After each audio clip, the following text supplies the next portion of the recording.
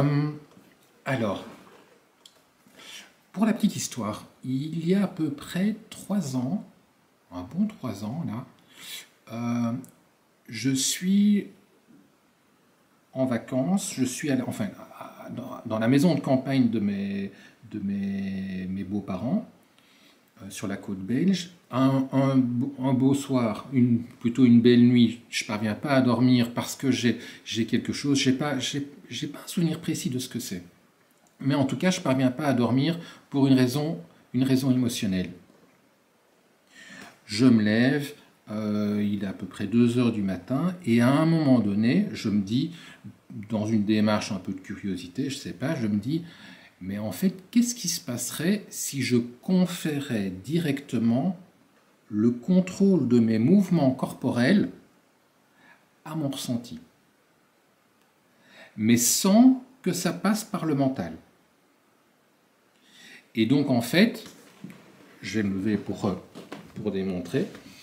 Donc j'ai senti mon problème, enfin ma difficulté corporellement en moi. Je lui ai dit, ben toi tu es la preuve que j'ai telle difficulté en moi.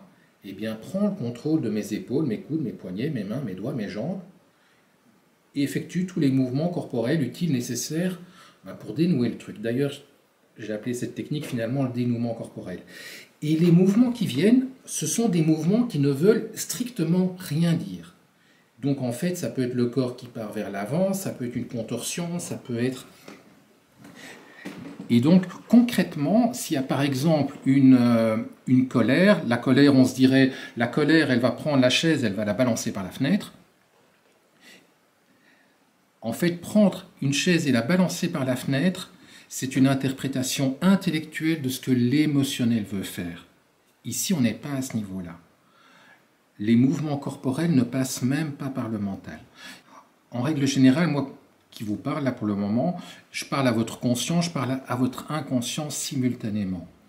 Eh bien, en fait, quand je suis debout, parce que c'est une technique qu'on fait toujours debout, quand je suis debout, que j'ai un ressenti corporel. Le ressenti corporel, quelque part, il émane de l'inconscient. Ce n'est pas moi qui décide que c'est une boule dans la gorge, un poids au niveau de l'estomac ou une restriction ici.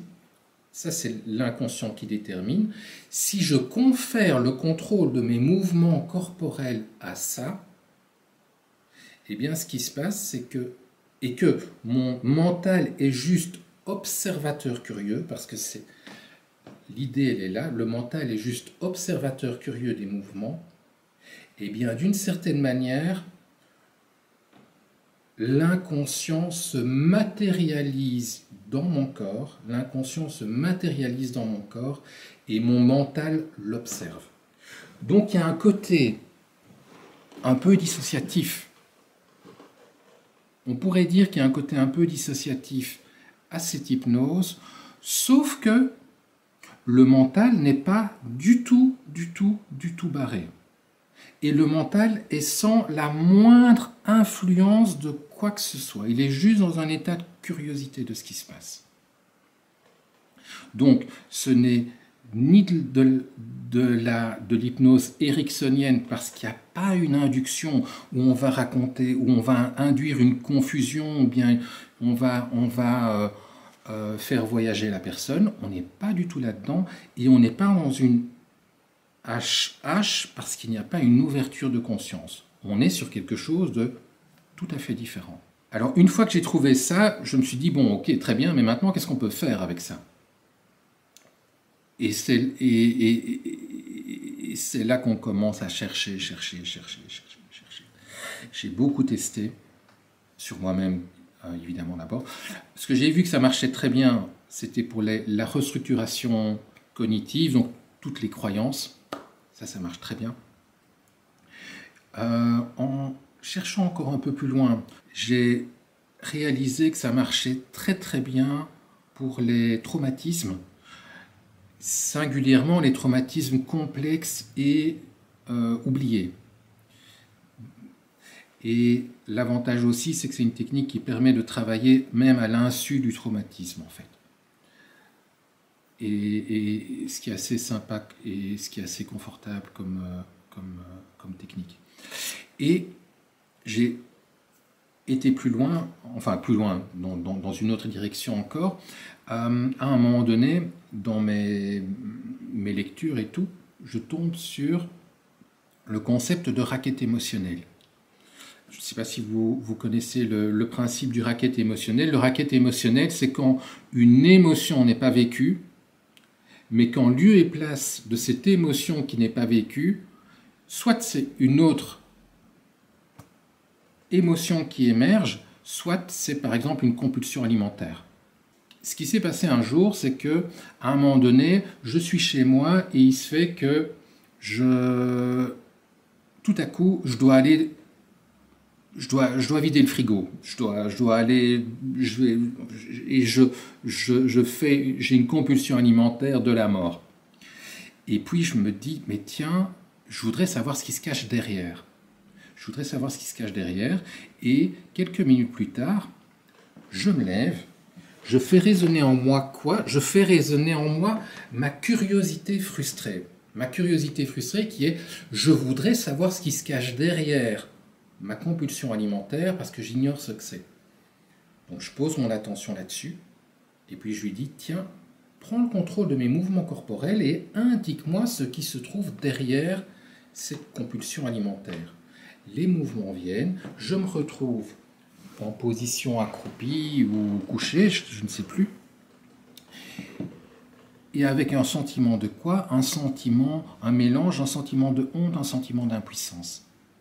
Et puis je me dis, mais tiens, c'est bizarre, cette honte, cette impuissance.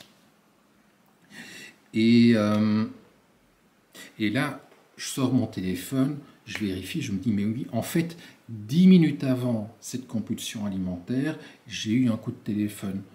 Donc j'ai plus le souvenir précis, mais un coup de téléphone qui potentiellement aurait pu me donner un peu de honte et un sentiment d'impuissance. Et la honte, l'impuissance n'avaient pas été ressenties du tout, pas 1%, mais en lieu et place de ça, j'ai vidé le frigo. En partant de ça, j'ai eu, entre guillemets, j'ai eu l'idée, quelques semaines plus tard, de me dire, mais est-ce que ça permettrait peut-être, vu qu'on peut interroger l'inconscient, est-ce que ça permettrait peut-être de décoder un rêve ? Et là, justement, je fais un rêve, et un assez grand classique. Dans le rêve, en fait, je mange un morceau de pain, je crois, je me casse une dent, et finalement, je me retrouve avec une dent cassée en deux dans les mains. Et dans mon rêve, je me dis, mais tiens, c'est bizarre, je ne trouve pas comment ça s'agence. Et puis je me dis, je vais tester la technique. Et cette technique-là a fait apparaître, et ça c'est assez notable, a fait apparaître une dynamique que j'ai retrouvée pratiquement dans tous les décodages de rêves chez tout le monde. Et donc, concrètement, là, à nouveau, j'ai fait résonner en moi, j'ignore ce que ce rêve raconte de moi, je voudrais savoir, donc comme pour la compulsion alimentaire, je voudrais savoir ce que ce rêve raconte de moi. Les mouvements corporels qui ne veulent absolument rien dire ont émergé, et au bout de 30 secondes, 1 minute, il y a une particularité sensorielle, en l'occurrence, qui est venue. Et machinalement, j'ai fait résonner en moi la phrase « j'ai l'impression ». Et ce qui m'est venu pratiquement instantanément, alors peut-être que c'est un peu un coup de chance, mais ce qui m'est venu pratiquement instantanément, c'est « je ne suis pas sur la bonne question ». Je me suis reconnecté au rêve avec « je ne suis pas sur la bonne question ». Et dans le rêve, je me suis dit, oui, évidemment, je suis en train d'essayer de me dire, de trouver, comme si c'était un puzzle, de trouver l'agencement correct, alors que, en fait, en réalité, on s'en fout. Le problème, c'est que j'ai perdu une dent. Le problème, il n'est pas ailleurs. Et du coup, dès que ça a pu émerger, je me suis reconnecté à ma vie avec « je ne suis pas sur la bonne question ». Et je me suis dit, est-ce que ça résonne dans ma vie? Et à l'évidence, dans un domaine précis de ma vie, je n'étais pas sur la bonne question, je n'étais pas sur l'essentiel en fait. Voilà. Et dans tous les décodages de rêves que j'ai eu l'occasion de faire, ça a été vraiment la même chose. Ce qui vient, c'est le ressenti du je dans le rêve. Si on reprend ce rêve-là, il y a une partie de moi inconsciente qui est la partie réalisatrice du rêve. Ça, c'est l'inconscient qui réalise le rêve. Il y a un moi dans le rêve et il y a un je qui visionne le rêve. Et le je qui visionne le rêve, c'est la partie de moi c'est la partie de moi qui se lève le matin en se disant « Tiens, j'ai rêvé que je me cassais une dent. » Voilà. Et c'est uniquement cette partie-là, manifestement, qui a des émotions. Le je qui est dans le rêve n'a absolument aucune émotion. Même dans le pire des cauchemars, et je vous donnerai des exemples de cauchemars que j'ai eu l'occasion de décoder, même dans le pire des cauchemars, le je qui est dans le cauchemar ne vit absolument aucune émotion. Je vais donner un ou deux exemples. De décodage de rêve. Là, je vais vous donner le tout premier que j'ai eu l'occasion de faire vivre à une tierce personne, à une personne qui m'avait consulté. Donc, c'est une jeune femme de trentaine d'années qui a passé là quelques vacances avec son amoureux dans une station balnéaire assez sympa. Et il se fait que, elle me dit, pendant ces quelques jours de vacances, j'ai fait crise d'angoisse sur crise d'angoisse sur crise d'angoisse et j'aimerais savoir pourquoi. Et comme sa demande, c'était de savoir pourquoi, je lui pose la question, mais est-ce que vous vous souvenez de vos rêves? Elle me dit, oui, j'ai fait, là je me souviens, j'ai fait un rêve, mais c'est un rêve qui n'a absolument aucun intérêt. Pour la petite histoire, c'était une jeune femme qui avait une belle situation dans une firme pharmaceutique. Et son rêve, c'est juste une image, c'est, voilà, je suis je suis dans une salle et je fais une présentation PowerPoint et il y a ma hiérarchie qui est là. C'est juste ça. Et je lui explique la technique, elle se lève, elle fait résonner en elle, si on peut l'appeler comme ça, sa curiosité frustrée. Il est indispensable qu'il y ait un petit ressenti corporel à ça. Elle ressent, est-ce que c'est un poids sur la poitrine, je ne sais plus. Les mouvements corporels viennent, et au bout de 15 ou 20 secondes, je l'invite déjà à faire résonner en elle la question, enfin de compléter la phrase « j'ai l'impression ». La première chose qui vient, c'est « j'ai l'impression qu'on me met la pression, j'ai l'impression qu'ils sont un peu tous sur moi là ». Ça résonne dans le rêve, elle me dit oui, je l'invite à laisser continuer les mouvements. Et puis il me dit, j'ai l'impression d'avoir 16 ans. Si ça évoque quelque chose pour vous, 16 ans, non, pas particulièrement, les mouvements continuent. Et puis elle me dit, mais en fait si. À 16 ans, on m'a fait avorter. Et donc ce qui s'était passé dans sa vie, et bon, elle avait des souvenirs de ça. Ce qui s'était passé dans sa vie, c'est qu'à 16 ans, elle avait un amoureux, elle est tombée enceinte, et dès que sa famille l'a appris, dès que la famille de son amoureux l'a appris, ils ont dit « Ma cocotte, tu viens et on va faire ce qu'il faut pour que ce bébé ne voit jamais le jour. » Et elle a été dépossédée d'elle-même, et ça a été vraiment un épisode très très douloureux pour elle dans sa vie. Pour la petite histoire, vers ses 22 ans, elle a fait un second avortement, mais là volontaire. Et en quoi est-ce que ça résonnait dans sa vie? C'est qu'en fait, dans cette station balnéaire, lors de ses vacances, ils ont échafaudé des plans, elle et son amoureux, est-ce qu'on s'installe, est-ce qu'on fonde une famille, est-ce qu'on officialise notre union? Ils ont eu un peu toutes ces discussions-là. Et donc ce rêve apparemment banal, ce rêve apparemment sans intérêt de je fais une présentation PowerPoint, eh bien en fait, ça parlait de sa peur, enfin plutôt du risque de ce qui se passerait si elle tombait enceinte. Voilà. Je donne un autre exemple. Une dame à peu près de mon âge qui consulte et dit voilà, je voudrais vraiment décoder parce que j'ai peur que ce soit un rêve prémonitoire. Le rêve, c'est je suis sur un bateau de croisière, je suis sur un paquebot, ma fille décède accidentellement et moi je continue ma croisière comme si de rien n'était. Et donc, sa peur, elle était sur le rêve prémonitoire. On commence à décoder le rêve, et ce qui vient au bout de nouveau 30 secondes, 1 minute, c'est j'ai l'impression que je me mens. Je dis connectez-vous au rêve avec j'ai l'impression que je me mens, donc qui est le ressenti du jeu qui est dans le rêve. Et là, elle me dit ah ben oui, ça résonne complètement.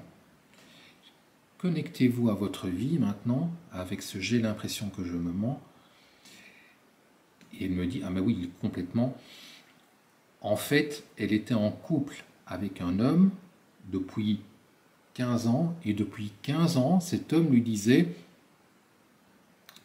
on se mariera quand ira mieux. On se mariera quand tu auras résolu tes problèmes. Et ça faisait 15 ans qu'il l'amenait en bateau, en fait, quelque part. Et donc le je me mens, ça parlait de ça, où quelque part elle se racontait une histoire, elle réalisait. Et ça a été vraiment une prise de conscience très très forte pour elle.